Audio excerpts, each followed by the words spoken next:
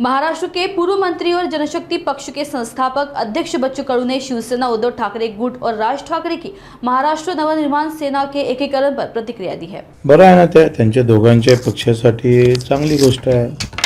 जर महाराष्ट्राचं किती हित चांगलं होईल, काय साध्य होईल आणि ते मुद्द्यावर एकत्र होत आहे का राजकारणासाठी एकत्र होत आहे हा विषय आहे ना। मुद्द्यासाठी एकत्र झाले असते तर आम्ही काही बोललो असतो। आता ते राजकारणासाठी मुंबई महानगरपालिकेतून जाऊ नये म्हणजे मुंबईची सत्ता जाऊ नये याच्यासाठी एकत्र होत आहे।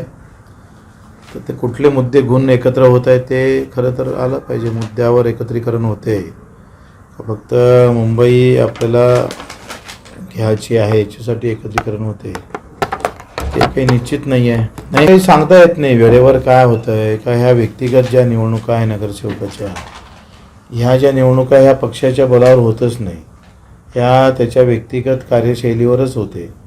त्याच्यामुळे पक्षाची एकाच घरातले दोघं उभे राहतात। एक मनसेकडून राहीन, एक शिवसेनेकडून, एखादा त्याच्याच घरातली सोनगिन भाजपकडून राहीन। त्याच्यानं वेळेवर कशा उमेदवार येतात त्याच्यावर खूप अवलंबून असतं ना।